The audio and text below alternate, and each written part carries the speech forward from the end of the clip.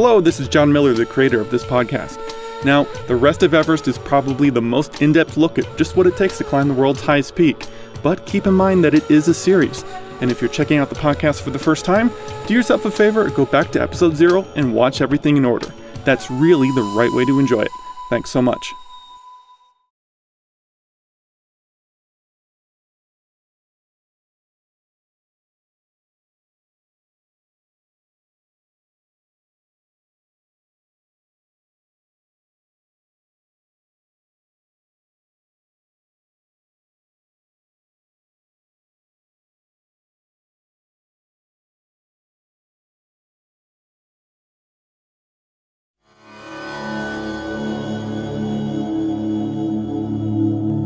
This is the Rest of Everest video podcast, an almost unabridged expedition experience. Episode 76, Altitude, Elevation, and Elation.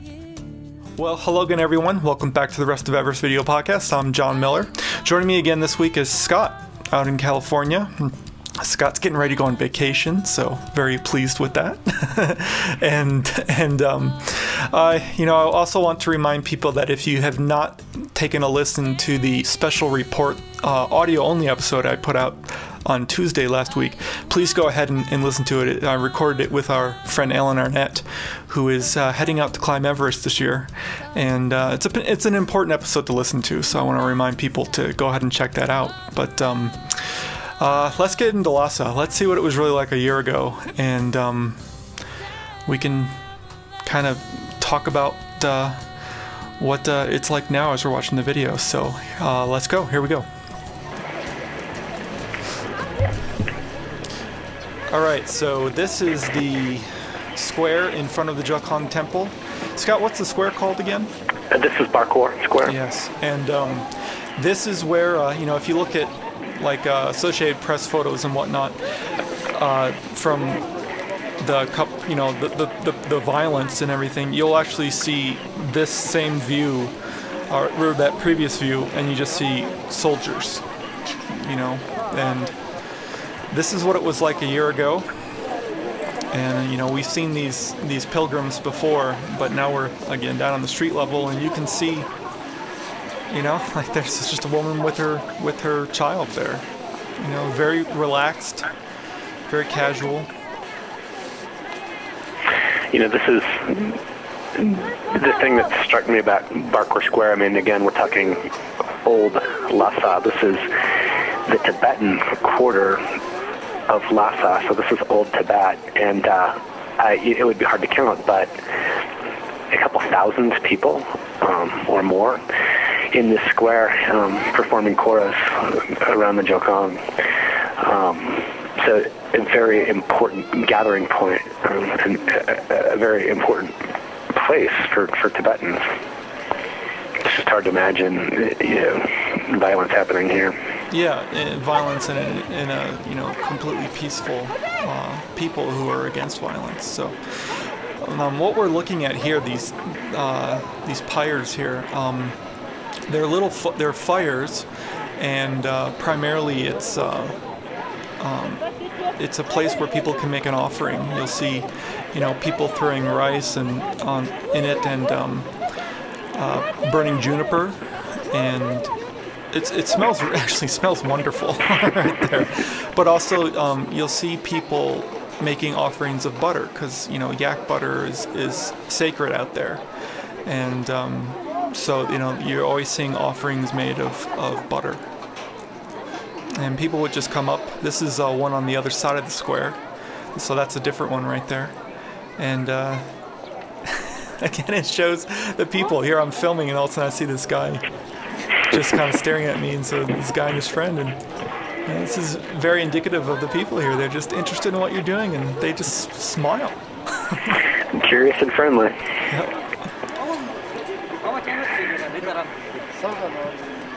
I'd be fortunate to be thronged by people as well. I mean, you just smile back and start interacting, start talking, if you can. Or, you just start gesturing and they start gesturing at you. But, everybody was super curious about the photos I was taking, and, they would peer in and they'd take photos of me. it was fun. It was fun interacting with all the good people down in Barkora. And like we said before, as you're walking a Kora, the other people there, they know what you're doing. They know you're walking a Kora, and they're so pleased. Scott and I both walk Koras without each other, and we were, kind of greeted by people, and they'd put their arm around your shoulder or on your shoulder and just walk with you. And they don't speak English, you don't speak Tibetan, but they know you're walking a Kora, and they're really pleased with that. I think it's important to the Tibetans, at least I felt it was important to the folks, down here, that you partake in their culture, and, you show respect to their culture and their beliefs. And so, yeah, you can see the appreciation in their faces. Yeah, certainly not wary of outsiders, Okay, but I got to tell you about these guys, too, and you could kind of see it. The shops were great. It was good to, do your shopping. But, inflation reaches Tibet as to, there are definitely tourist prices versus the non-tourist prices. Did you experience that? Oh, absolutely. Absolutely. It was kind of fun. I've gotten emails from a couple of Nepali students who are studying in the United States. Oh, great. One in Texas, I believe, and one in Connecticut. And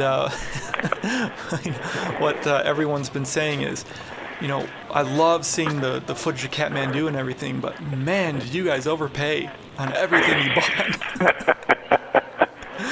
One person said that, I think the singing bowl that I bought for 5,000 rupees should have only been a few hundred rupees.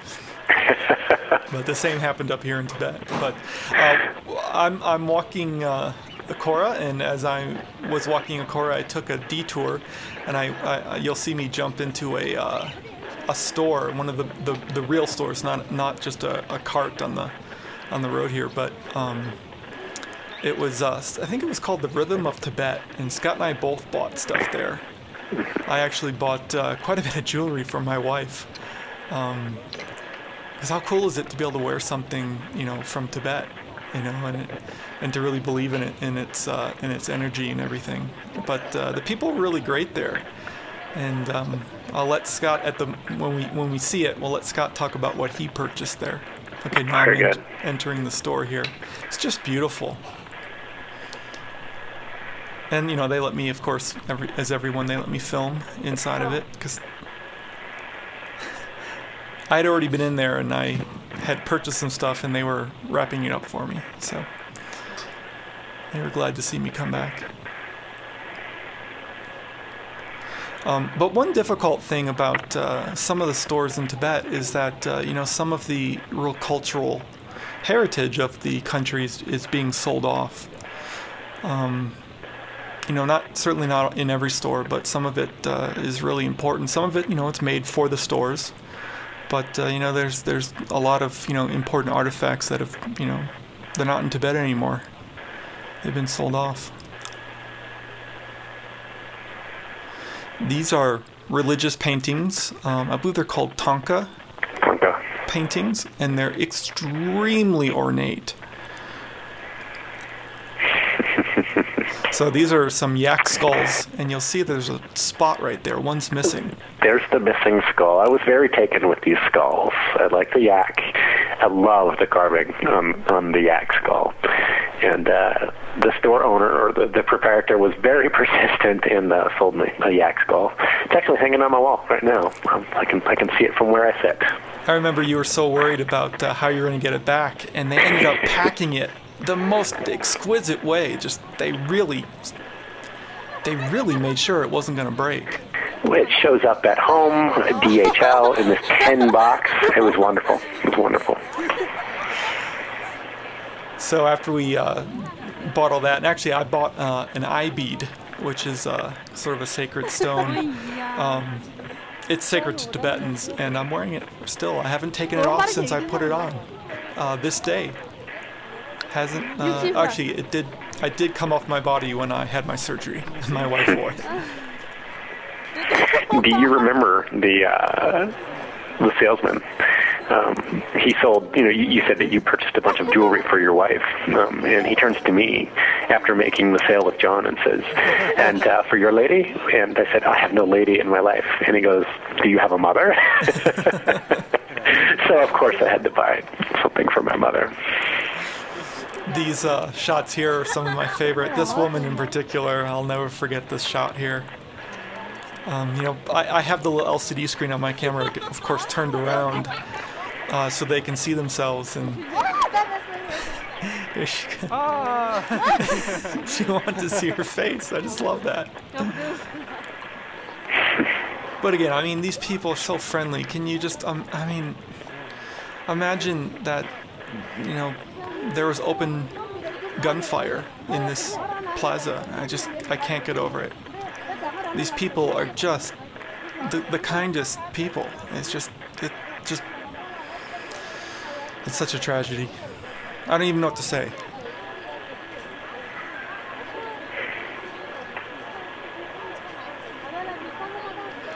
You can get just about anything at these booths. So here I am finishing my Kora, coming around back to the square.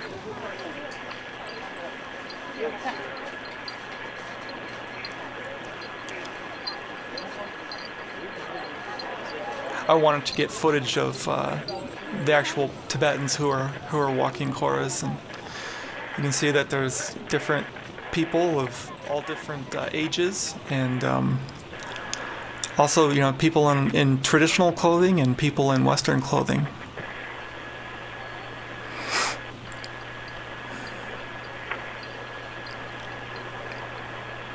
If you remember from a previous episode, that is yak hair up at the top.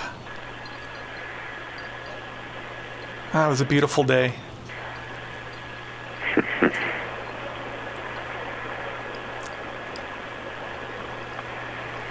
Here's Lobsang. He needed to go make an offering because we are just about to leave Lhasa.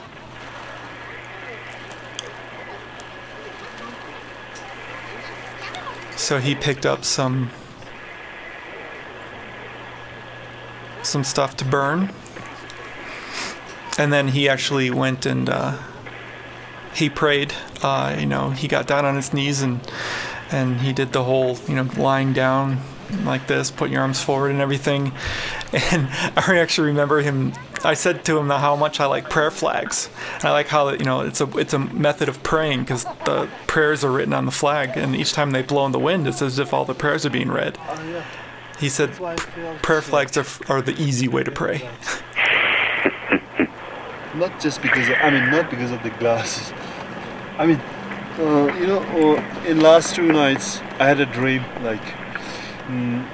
a day before yesterday. I had a dream all the bats in my home has been broken, and yesterday again I had a dream in which my iCard has been broken, and this morning I have discovered my glasses has been broken, so I felt kind of uneasy inside me. That's why I've gone there to burn this incense and to make a prayer. Yeah. I thought that was pretty interesting that he had these bad dreams. Thought it was a bad omen, so he wanted to make sure that we were all safe. So he prayed and made the offering of incense. Just a great guy. Very devout. Truly.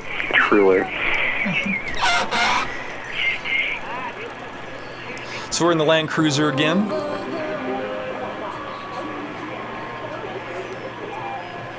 One of the reminders again that you are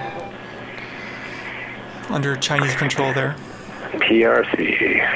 Mm-hmm. So what we're looking at here is my altimeter watch, and we have left Lhasa behind us, and we are climbing up to a pass, and it's pretty exciting here. You'll hear from Scott why it was so exciting. All right, Scott. We're higher. How do you feel? I feel very good. As far as physically, I feel great. Spiritually, I feel great. This is the highest in elevation I've ever done, and I'm going into it with just a little bit of nervousness. But I've been doing deep breathing, my stretching to open my lungs. I exercised a bunch over the past 2 days just in the form of walking, so I think I'm ready for the altitude, although it is the wild card.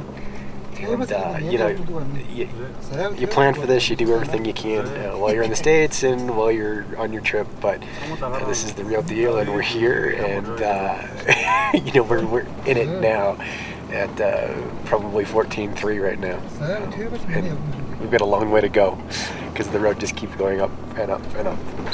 So very excited, going to Namdrak, and which is a high mountain lake. We're going to be looking down on it from a mountain pass, but it's a scorpion-shaped lake at the bottom of the valley, and I've been really excited to, been looking forward to this, looking forward to seeing this lake.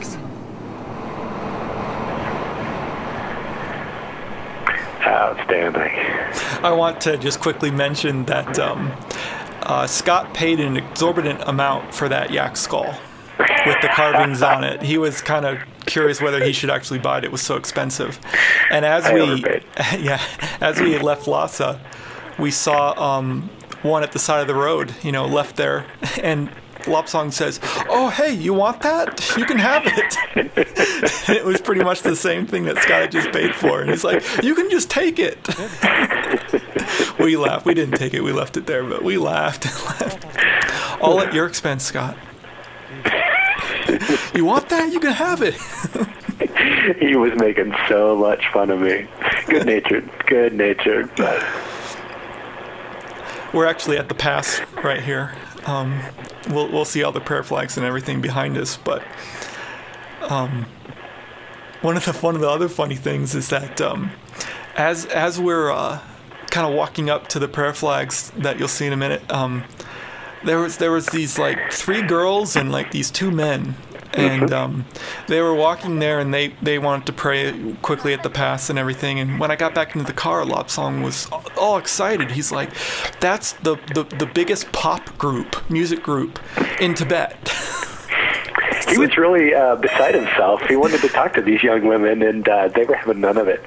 I think they were with their bodyguard. Yeah, or their manager. Yeah. But he was just, I was like, "Oh, really? You know, these are celebrities beside me." So what a beautiful pass, though. It's you know, there's a little bit of commerce that goes on up top.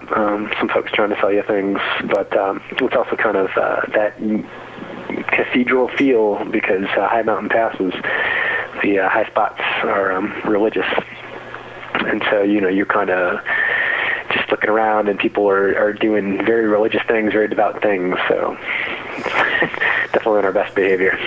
One of the things that they tried to do, the people who kind of hang out there, the Tibetans who hang out there, and they're I guess they're pretty much yak herders, but they had a female yak, and they kept trying to get us to take a picture of this yak, because then they charge you for taking the ability to take the picture.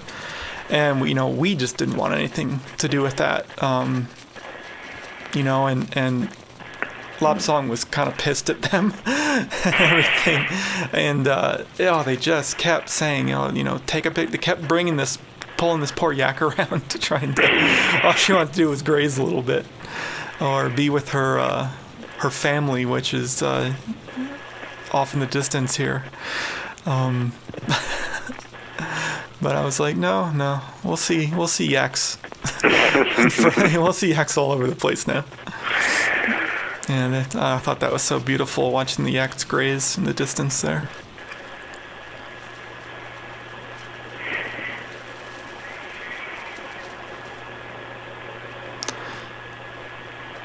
And then I made an offering of my own.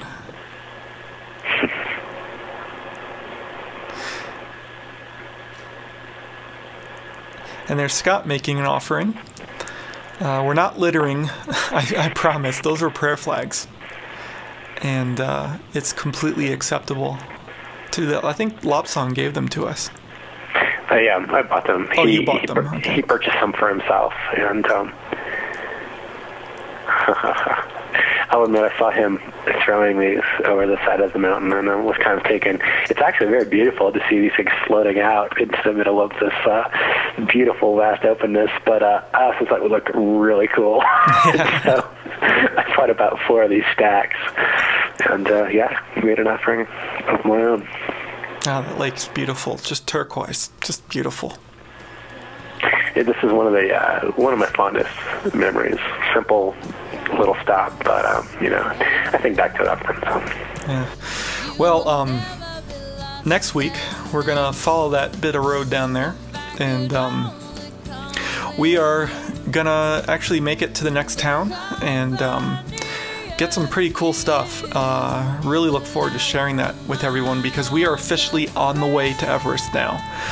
There's going to be a lot of sightseeing on the way, some really incredible things to share with all of you, but we are on the Friendship Highway, and we're headed to base camp at this point. So, thanks for watching this, everyone. This was the last Lhasa episode, but just to remember, don't believe everything you're reading about the violence there.